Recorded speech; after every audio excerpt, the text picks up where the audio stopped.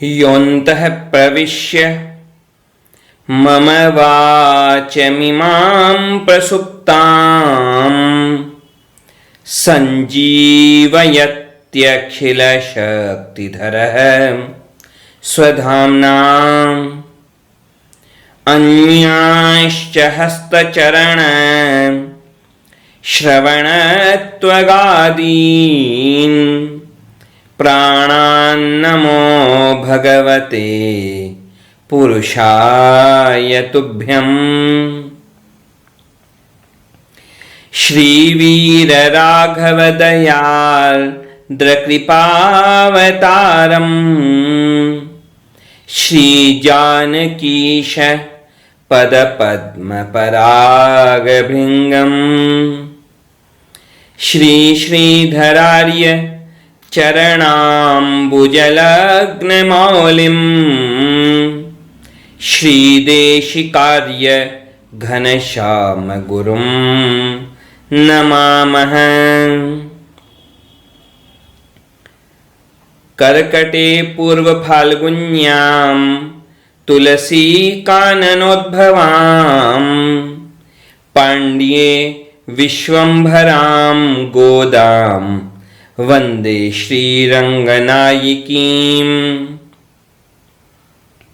नीलातुङ्ग स्तनगिरितटी सुप्तमुद्बोध्य कृष्णं पारार्थ्यं स्वं श्रुतिशतशिरः सिद्धमध्यापयन्ती स्वच्छिष्टायां सजिनिगलितं या बलात्कृत्य भुङ्क्ते गोदा तस्यै नम इदमिदं भूय एवास्तु भूयः।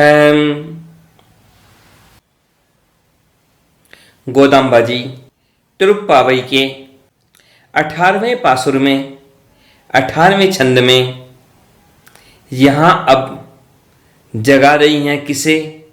नीला देवी को जगा रही हैं। गोदाम्बा जी ने सोचा कि इतना प्रयास करने पर भी भगवान श्री कृष्ण नहीं जगे, नहीं उठे, नहीं आए सामने, तो कोई कमी रह गई है। तो मुझे उस कमी को दूर करना चाहिए कि पहले ऐसा करना चाहिए कि पहले नीला देवी को जगाना चाहिए। यहाँ पर संबोधित किया नीला देवी को और वर्णन किया भगवान के बारे में और नंद बाबा के बारे में कि मत्त हाथी को जीतने वाले या जो स्वयं मदमत्त हाथी के समान हों और बड़े बलवान हों। कितने बलवान कि कभी युद्ध क्षेत्र से पलायन नहीं करते हैं, ऐसे नंद बाबा। और उन नंद बाबा की पुत्र वधू हो हे नीला देवी आप। देखिए अब तो आप द्वार खोलिए। देखिए प्रातः काल का समय हो गया है, मुर्गे आवाज दे रहे हैं और देखो माधवी लता पर बैठकर कोयल कुहू कुहू की आवाज कर रही हैं। देखो भगवान श्री कृष्ण के साथ में जो तुम गेंद की क्रीड़ा करती हो, गेंद का खेल खेलती हो, तुम्हारे हाथ में वह गेंद है।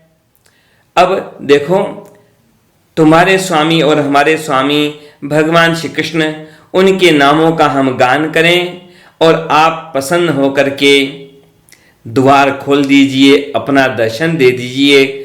अपने जो आपके हाथ जो हैं, जो लाल रंग के कमल के समान आपके जो हाथ हैं, उन हाथों से, उन कर कमलों से आप द्वार खोल दीजिए और हमें दर्शन दीजिए।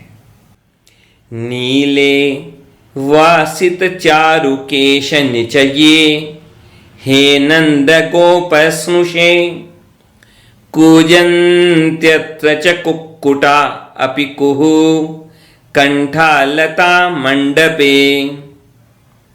अस्मत् कीर्तित कृष्ण नाम विभवम भक्त्या स्वयं शृण्वति भूषा शिंजित मंजुपाणि कमले नोद्घाटय स्वर्गलम्।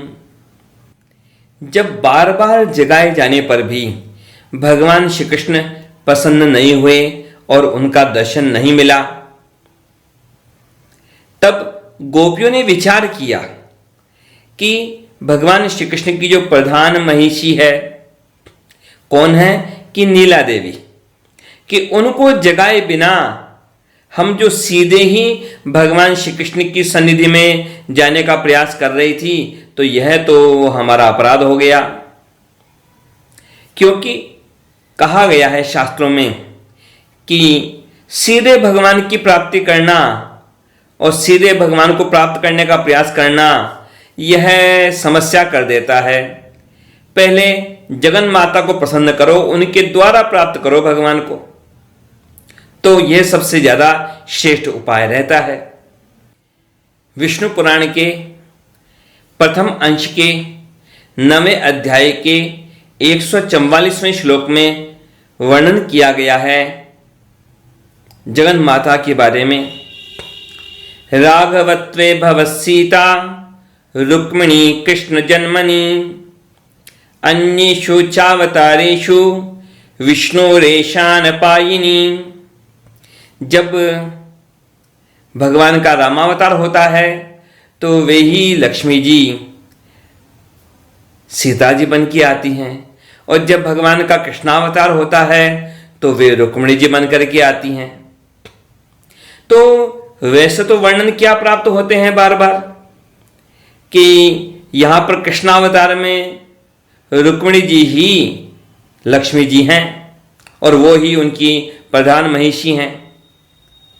और अर्चावतार देखिए भगवान के, अर्चावतार यानी अर्चावतार का तात्पर्य यानी जो भगवान के मंदिर हैं, उन भगवान के मंदिरों में जो भगवान के श्री विग्रह होते हैं, जिस रूप में विराजमान रहते हैं, तो वहां भी देखो जहां जहां भगवान श्री कृष्ण का मंदिर है, श्री वैष्णव संप्रदाय के अनुसार, जहां जहां रामानुज संप्रदाय के अनुसार, श्री वैष्णव संप्रदाय के अनुसार जो मंदिर हैं भगवान श्री कृष्ण के, तो वहां पर भगवान के पास में कौन विराजमान है? वहां पर रुक्मिणी जी विराजमान हैं और सत्यभामा जी विराजमान हैं।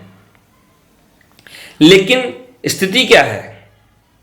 जो हमारे प्राचीन जो आलवार संतो है, जिन आलवारों के ग्रंथों के आधार पर, जिनकी भक्ति भावना के आधार पर इस रामानुज संप्रदाय का, श्री संप्रदाय का विस्तार हुआ, उन आलवारों ने जो रचनाएं की हैं, उन्होंने जो दिव्य प्रबंधों की रचना की है, 4000 दिव्य प्रबंधों की रचना, उसमें उन्होंने नीला देवी का ही बहुत गुणगान किया है। उसमें बारंबार नीला देवी की ही महिमा गाई है और नीला देवी को ही भगवान की मुख्य महिषी माना है, प्रधान महिषी माना है।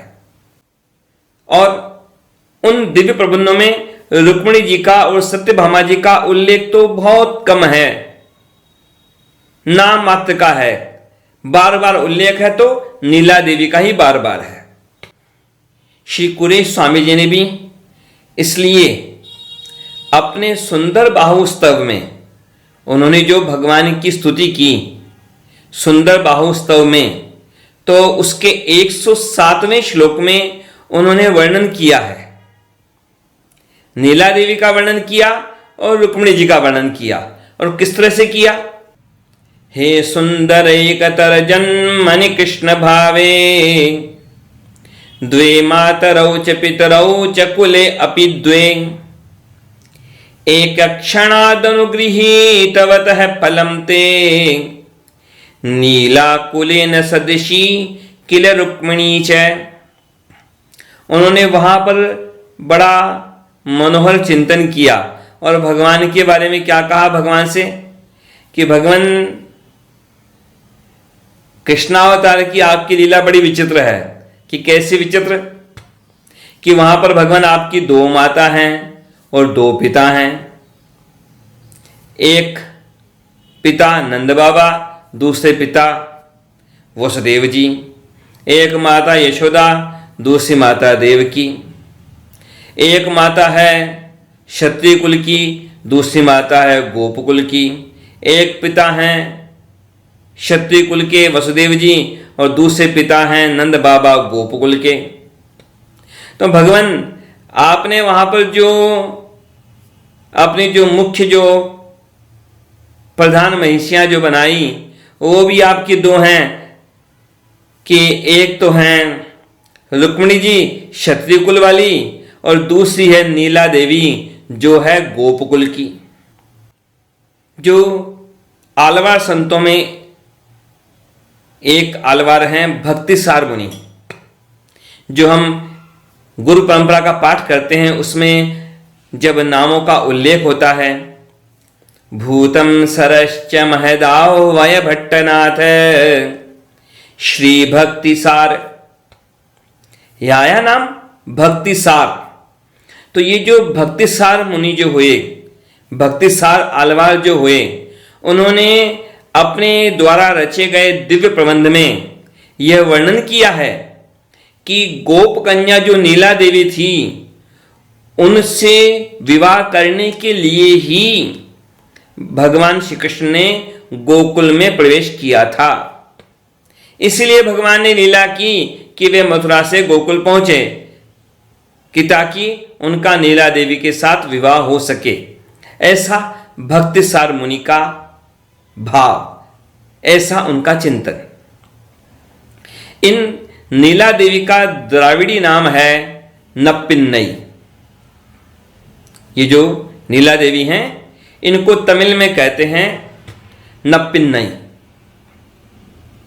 अब बहुत तरह के जो वर्णन है भगवान के बारे में, भगवान की देवियों के बारे में, उसमें एक श्लोक यह भी प्राप्त होता है, वैकुंठे तु परे लोके श्री सहायो जनार्दन उभाभ्याम भूमि नीलाभ्याम सेवित है परमेश्वर है। भगवान तो एक हैं लेकिन उनकी देवियां एक नहीं दो नहीं तीन हैं। एक नहीं दो नहीं तीन, श्रीदेवी, भूदेवी और तीसरी नीला देवी। आप वैकुंठनाथ भगवान के जो कई चित्र देखेंगे तो उसमें कई जगह तो दो देवियां हैं लेकिन कुछ जगह आपको तीन देवियों के दर्शन होंगे। श्री रामानुज स्वामी जी ने जो शरणागति गद्य की रचना की, उस शरणागति गद्य में उन्होंने वर्णन किया है, एवं भूतय भूमि नीला नायक है, कि ऐसे जो भगवान है कि कैसे भगवान की जो भूमि देवी के जो पति हैं और जो नीला देवी के पति हैं, ऐसा उन्होंने भगवान को संबोधन दिया। ऐसा चिंतन है आलवारों का कि ये कौन है नीला देवी, कि ये नीला देवी जो हैं ये यशोदा जी के भाई कुंभ की पुत्री थी। ऐसा आलवारों का चिंतन। और उनके बारे में जो वर्णन आता है उसका वर्णन आलवारों ने ऐसा किया कि जो नीला देवी की जो पिता थे कुंभ, उन्होंने कोई एक ऐसी शर्त रख रखी थी विवाह के बारे में, अपनी पुत्री के विवाह के बारे में, कि उनके पास में 7 बैल थे, बड़े भयानक बैल, 7 सांड, 7 वृषभ। तो उन 7 को एक साथ जो नियंत्रित करे, एक साथ जो उन पर नियंत्रण कर लेवे, उसे ही वो अपनी पुत्री का विवाह करने को तैयार थे। तो भगवान श्री कृष्ण ने उन 7 वृषभों को, 7 बैलों को एक साथ नियंत्रित किया, उन बड़े भयानक बैलों को, और फिर उनका विवाह संपन्न हुआ नीला देवी के साथ में। और कुछ ऐसे ही घटना का वर्णन है श्रीमद् भागवत में अलग ढंग से। वहां पर श्रीमद् भागवत में जो भगवान की जो प्रधान जो 8 महिषियां हैं, तो उन प्रधान 8 महिषियों में एक रानी है भगवान की पट्ट महिषी, जिनका नाम है सत्या। तो उस सत्या के विवाह के बारे में भी उनके पिता ने ऐसी ही शर्त रखी थी। उनके पिता का नाम था नग्नजित। तो उस नग्नजित राजा ने यह शर्त रखी थी कि उनके पास में 7 वृषभ हैं बड़े भयानक, जो उन सातों को एक साथ नाथ लेवे, सातों को एक साथ नियंत्रित कर लेवे, उसे ही वो अपनी कन्या का दान करेंगे विवाह के रूप में।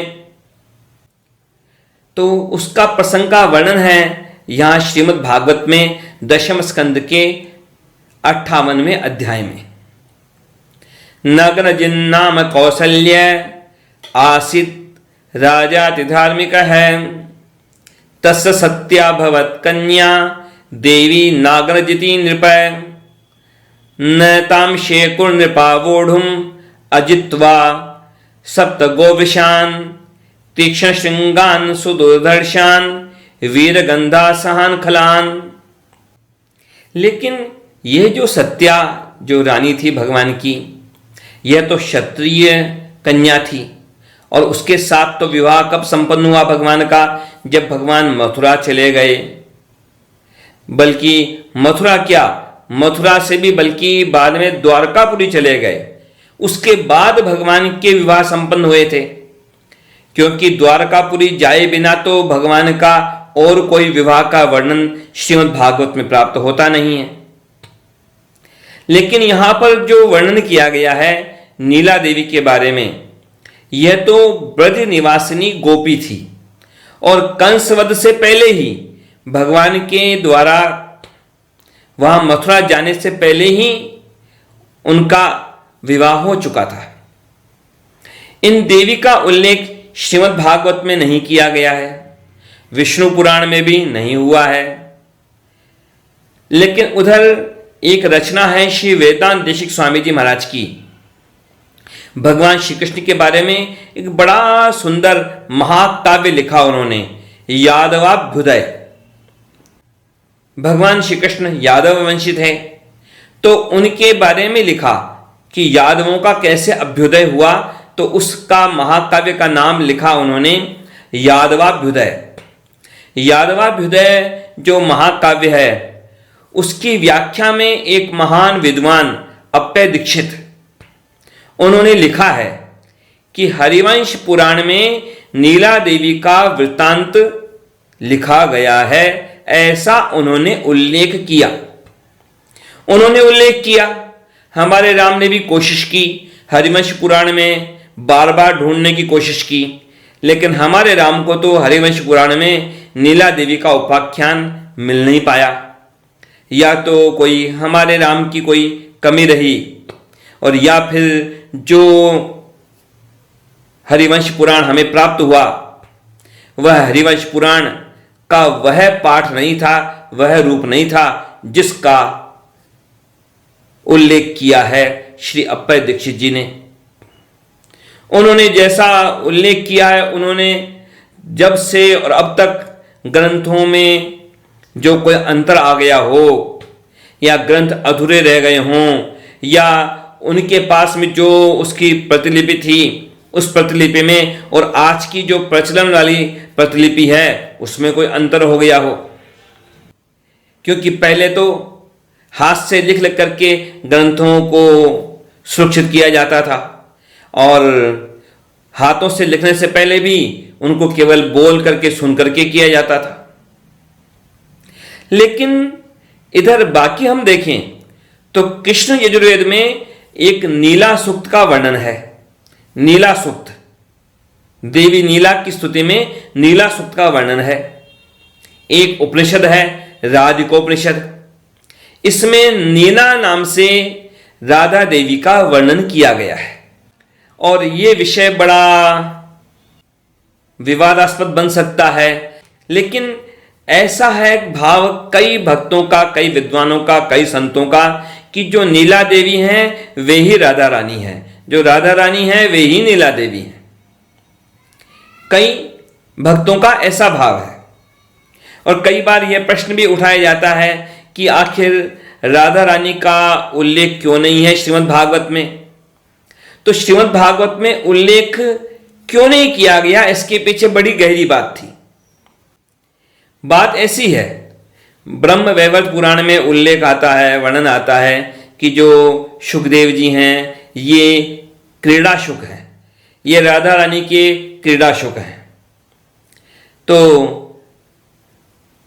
अब उनके गुरु कौन? सुखदेव जी के गुरु कौन? उनके गुरु तो राधा रानी हैं। और उनका राधा रानी के श्री चरणों में ऐसा भक्ति भाव भगवान सुखदेव का, वे आए हैं अवतार लेकर के किस लिए? कि ताकि लोगों को भगवान की भक्ति की प्रेरणा देवें। लेकिन भगवान सुखदेव की स्थिति कैसी थी? यहां एक तरफ तो स्थिति यह है कि राजा परीक्षित को शाप लगा है और राजा परीक्षित को उपदेश देना है और दिन है केवल 7, तो 7 दिनों के अंदर ही सारी बात सुनानी है, ज्यादा समय है नहीं। और दूसरी तरफ समस्या क्या है कि यदि भगवान सुखदेव की स्थिति कैसी कि यदि भगवान सुखदेव राधा जी का नाम सुन भी लेवें तो सुनने मात्र से ही उनको 6 मास की समाधि लग जाती, 6 महीने की समाधि लग जाती सुनने मात्र से। और खुद अपने मुख से बोलते तो फिर तो पता नहीं कितनी समाधि लग जाए। तो जानबूझ करके राजा परीक्षित का भला करने के लिए, राजा परीक्षित को समस्या न हो, राजा परीक्षित के कल्याण में समस्या न हो, क्योंकि दिन केवल 7 हैं, इसलिए जानबूझ करके राधा रानी का उल्लेख नहीं किया। भगवान सुखदेव ने इसका स्पष्ट उल्लेख किया गया है कौशिकी संहिता में। श्री राधा नाम मात्रेण मूर्छा षण्मास की भवेत नोच्चारितमत स्पष्टम परीक्षित हित किन्मुनि। गर्ग संहिता में विस्तार से वर्णन है भगवान श्री कृष्ण की लीलाओं का।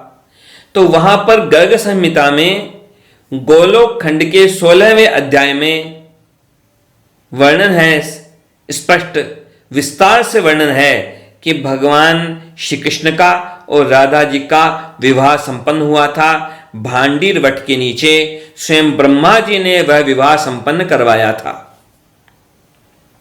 और वहां ब्रह्मा जी स्तुति करते हैं, राधा रानी की स्तुति करते हैं और कहते हैं वहां पर गोलोकनाथस्त्वमतीव लीलो लीलावतीयं निजलोक लीला वैकुंठनाथोऽसि यदा त्वमेव लक्ष्मीस्तदेयं वृषभानुजाहि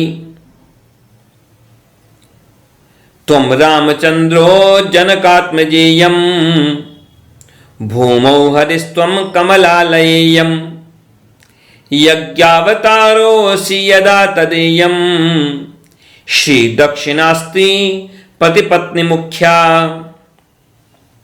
वहां पर वर्णन है ब्रह्मा जी के द्वारा कि जो भगवान श्री कृष्ण अनेकों अद्भुत लीला करने वाले हैं। जब वो वैकुंठनाथ के रूप में रहते हैं तब वहां पर लक्ष्मी जी के रूप में है राधा जी, और जब वे राम जी का अवतार लेते हैं तो फिर वो सीता जी बन जाती हैं लक्ष्मी जी, और वे ही जब भगवान कृष्णावतार लेते हैं तो वे ही यहाँ पर राधा रानी के रूप में आती हैं। यहाँ पर कई तरह के भ्रम उपस्थित हो सकते हैं, कई तरह के विरोधाभास लग सकते हैं, लेकिन एक बात समझ लीजिए, अभी ज़्यादा विस्तार करने की गुंजाइश नहीं है, लेकिन इतनी बात समझ लीजिए कि एक ही जगन माता ये 3 रूप लेकर के जीवों पर कृपा करती है। भगवान के सम्मुख जब कोई जीव जाता है और भगवान अपनी कृपा दृष्टि डालना नहीं चाहते उस जीव पर, भगवान उससे नाराज हों उसके पापों के कारण, अपराधों के कारण, तो भगवान अपनी दृष्टि मोड़ते हैं।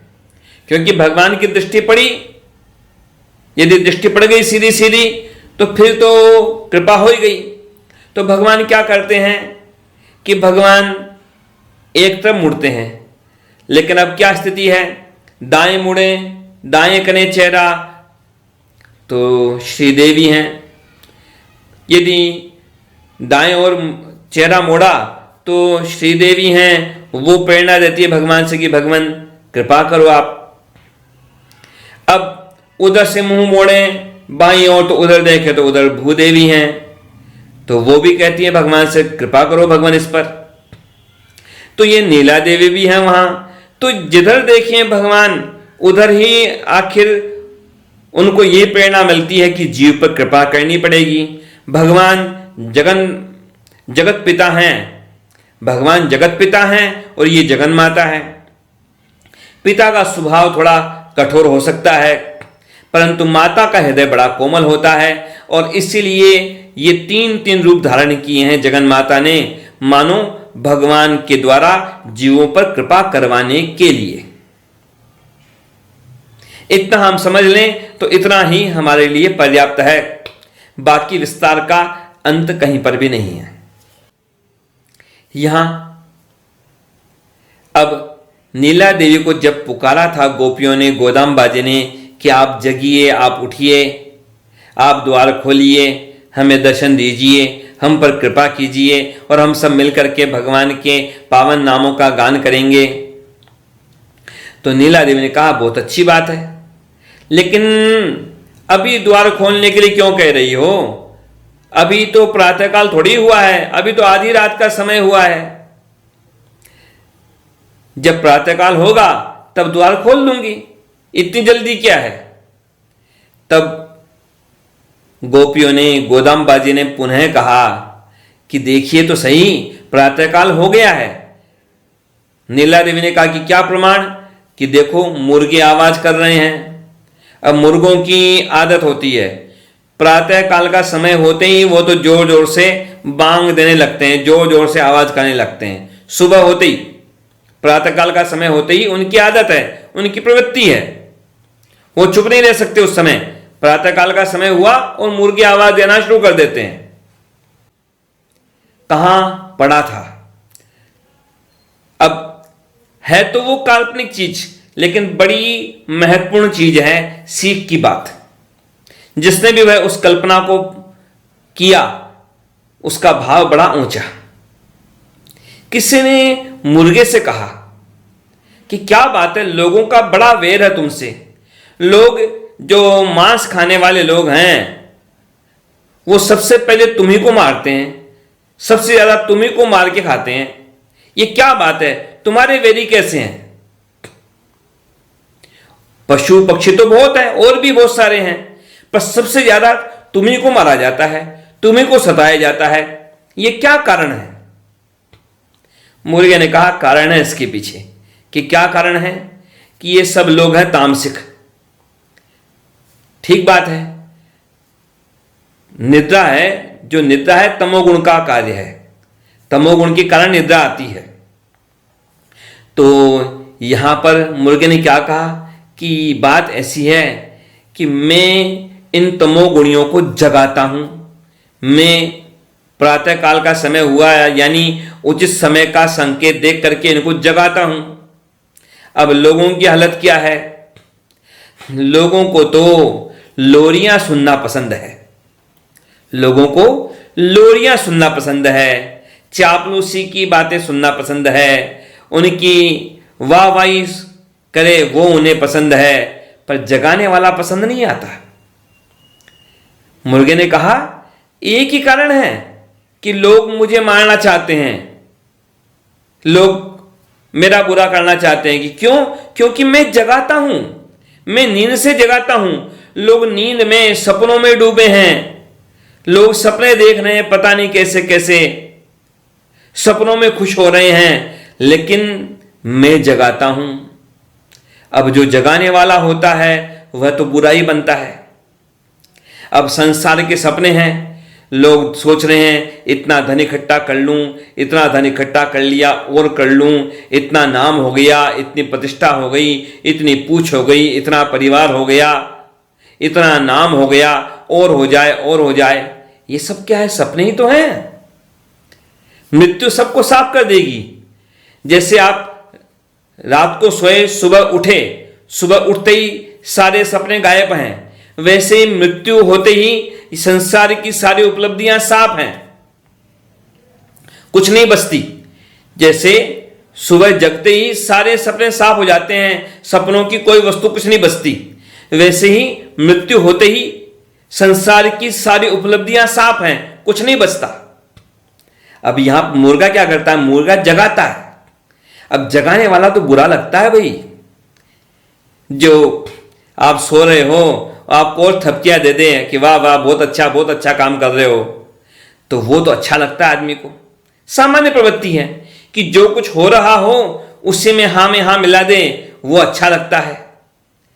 लेकिन कोई बदलाव करने की बात करे कि सुधरो, जगो, अज्ञान छोड़ो, बिस्तर छोड़ो, अपने कर्तव्य को जानो, अपने स्वरूप को जानो, ये बातें बुरी लगती हैं, क्योंकि इनमें खुद को कुछ करना पड़ता है।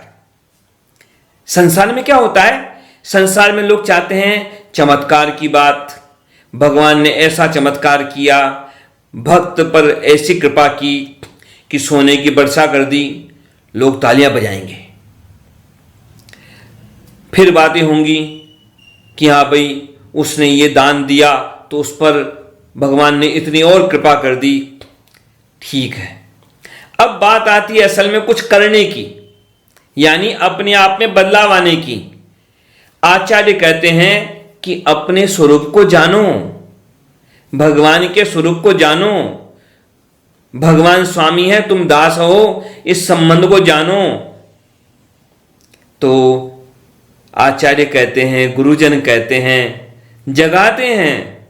वो कहते हैं कि अरे ये संसार की इस वाहवाही में कुछ नहीं है, वास्तव में अपने आप को बदलो। जो तुम्हारी दिशा संसार की तरफ जा रही है, तुम्हारे हर प्रयास संसार की तरफ हैं, अब उन प्रयासों को संसार से समेटो, भगवान की तरफ चलो।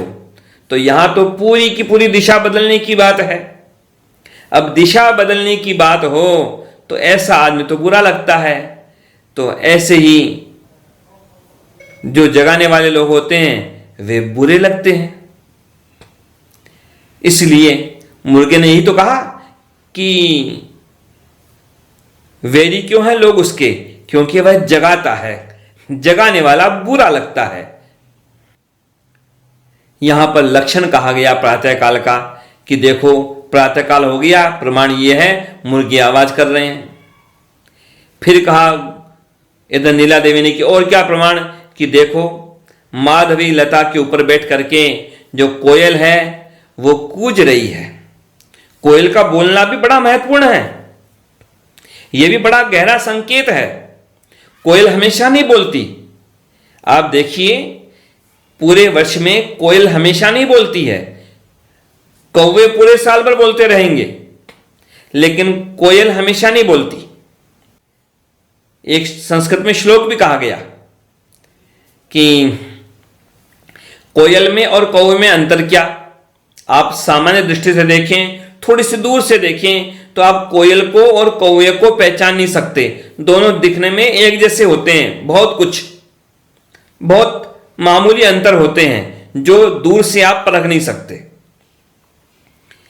तो किसी कवि ने स्वयं प्रश्न किया कि कौवा कौन है और कोयल कौन है, इसे कैसे जाना जाए, क्योंकि दोनों के दोनों ही काले हैं। काकः कृष्ण है, पिकः कृष्ण है, को भेद है पिक काकयो हो, कि कौवा भी काला है, कोयल भी काली है, दोनों में अंतर क्या है। तो फिर उस कवि ने उत्तर बताया खुद ही कि देखो कौवे तो चाहे जहां कांव कांव कांव कांव करते रहते हैं, चाहे जहां चाहे जैसे। ये चाहे जहां चाहे जैसे का मतलब क्या हुआ कि संसार की चीजें, इसकी निंदा, उसकी स्तुति, उसकी चापलूसी, उसकी टांग खींचना, ये सब संसार की चीजें, तो ये कौवों की कांव कांव हो गई। लेकिन उचित समय होता है। उचित समय कब? यहां पर कोयल के लिए कहा गया संकेत के रूप में कि जब वसंत ऋतु का समय आता है तब कोयल बोलती है। बाकी साल में कोयल नहीं बोलती, बाकी साल भर कोयल चुपचाप रहती है। वसंत का समय आता है तब कोयल बोलती है, और तब अंतर पता लगता है कि कौन कौवा है और कौन कोयल है, नहीं तो दोनों एक जैसे काले के काले दिखते हैं। काकः कृष्ण है, पिकः कृष्ण है, को भेद है पिक काकयो हो। वसंत है समये प्राप्ते, काकः काकः पिका है, पिका है। तब पता लगेगा कि कौन कौवा है और कौन कोयल है। तो वैसे ही यहां कोयल का बोलना बड़ा महत्वपूर्ण है। यहां कोयल भी मानो कोई आचार्य हैं, संत हैं, भक्त हैं, जो उचित समय पर ही बोलते हैं, हमेशा नहीं बोलते। तो यहां पर प्रभात काल है, इस समय कोयल भी कूज रही हैं, मानो वो भी प्रेरणा दे रही कि जागो जागो। अब इधर जो है गोपियों का भाव, गोदाम बाजी का भाव, कि इधर वो तो नीला देवी को प्रसन्न करना चाहती हैं, लेकिन नीला देवी तो यहां लीला कर रही हैं, तो वो तो नींद का अभिनय करने लगी पुनः कि जैसे वो जगने को तैयार नहीं। तो फिर नीला देवी को देखने के लिए उन्होंने खिड़की से देखा, खिड़की से देखा तो देखा कि नीला देवी वहां पर अंदर बिस्तर पर लेटी हैं और उनके हाथ में एक गेंद है। ये गेंद क्या? भगवान श्री कृष्ण के साथ गेंद का खेल किया नीला देवी ने और उस खेल में जीत गई, तो वह गेंद उनके पास में है। तो उस गेंद को हाथ में लेकर के ही नीला देवी सोई हुई हैं। लेकिन अब इधर पुनः गोदाम्बा जी ने पुकारा नीला देवी को कि आप जगिए, कृपा कीजिए। नीला देवी ने कहा कि क्या करना है, कि करना क्या है, एक ही कार्य है हमारा, तो भक्तों का तो एक ही काम है, भगवान के गुणों का गान करना। तो आपके नाथ और हमारे नाथ भगवान श्री कृष्ण, उनके नामों का संकीर्तन करेंगी, गान करेंगी हम सब मिलकर के आपके साथ। नीला देवी प्रसन्न हुई, कह दिया ठीक है, अच्छी बात है, बहुत अच्छी बात है। और देखो तुम कह रही हो कि द्वार खोलो, तो द्वार कोई अंदर से बंद नहीं है, ये ऐसे ही बंद हैं कि जिसको बाहर से भी खोला जा सकता है। और जगह का तो पता नहीं, राजस्थान में तो सब पुराने घरों में ऐसे आपको मिलेंगे द्वार की, जिनमें बाहर से ही अटका करके बंद कर दिया जाए और बाहर से खोल भी लिया जाए, यदि अंदर से सांकल न लगाई हो तो गोदाम्बा जी से कह दिया नीला देवी ने कि यह द्वार तो ऐसा बंद है, इस तरह से बंद है कि बाहर से भी खोला जा सकता है। गोदाम्बा जी ने कहा नहीं नहीं, हम अपने हाथ से नहीं खोलेंगी, हम तो चाहती कि आप स्वयं चल करके आएं, और आप स्वयं चल के आएंगी तो आपकी चलने की जो शोभा है उसका हमें दर्शन होगा। आप जो चल कर के आएंगी, आपकी जो चूड़ियां हैं उनकी जो ध्वनि है उसको भी हमें सुनने का सौभाग्य मिलेगा। तो आप स्वयं अपने कर कमलों से इस द्वार को खोलिए तो बड़ी कृपा होगी हम पर। श्री रामानुज स्वामी जी महाराज तिरुप्पावई का चिंतन किया करते थे हमेशा, इसलिए उनका एक नाम भी हो गया था तिरुप्पावई जीयर। तो वे भी, रामानुज स्वामी जी भी इस तिरुप्पावई के इस छंद का, इस पासुर का चिंतन ज्यादा किया करते थे। तो इसमें ऐसा हुआ था एक बार कि रामानुज स्वामी जी महाराज अपने गुरु महापूर्ण स्वामी जी के घर पर, वहां पर भिक्षा लेने के लिए जाते थे। अब वहां पहुंचे एक बार रामानुज स्वामी जी तिरुप्पावई का गान करते हुए और अपने मन में, अपने हृदय में भगवान की लीलाओं का चिंतन करते हुए। तो वहां पहुंचे तो द्वार बंद था, तो द्वार को बजाया तो उधर जो रामानुज स्वामी जी के जो गुरु हैं महापूर्ण स्वामी जी, अब रामानुज स्वामी जी के तो 5 आचार्य हैं। महापूर्ण स्वामी जी की जो बेटी थी अतुलांबा, तो वह अतुलांबा जी छोटी बालिका थी, 7-8 वर्ष की बालिका। तो वो उस समय द्वार खोलने गई और उधर उन्होंने द्वार खोला और रामानुज स्वामी जी इधर चिंतन कर रहे थे नीला देवी का, गोदाम्बा जी का। तो उन्हें लगा मानो ये सामने गोदाम्बा जी आ गई या नीला देवी आ गई, तो वे तो तत्काल उनकी श्री चरणों में साष्टांग प्रणाम करके लेट गए। अतुलांबा जी के। अब वो तो छोटी बालिका, उन्होंने उधर अपने पिता से कहा कि देखिए रामानुज स्वामी जी आए हैं और वो तो मुझे साष्टांग किए हैं और लेटे हैं साष्टांग किए हुए। तब महाप्रभु स्वामी जी ने कहा कि जरूर वो तिरुप्पावे के 18वें पासुर का चिंतन कर रहे होंगे, उनके मन में यही चिंतन चल रहा होगा और इसलिए उन्होंने तुम्हारे में नीला देवी का दर्शन किया, गोदाम्बा जी का दर्शन किया। यहां नीला देवी की सहायता क्यों चाहिए गोदाम्बा जी को? क्योंकि देखिए नीला देवी की कृपा के बिना, या और स्पष्ट कहा जाए और व्यापक दृष्टि से कहा जाए तो बिना जगन माता की कृपा के जगत पिता की कृपा नहीं मिल सकती। यहां तक कहा गया है शास्त्रों में, गोपाल सहस्त्रनाम में कहा गया, सम्मोहिनी तंत्र में कहा गया कि जो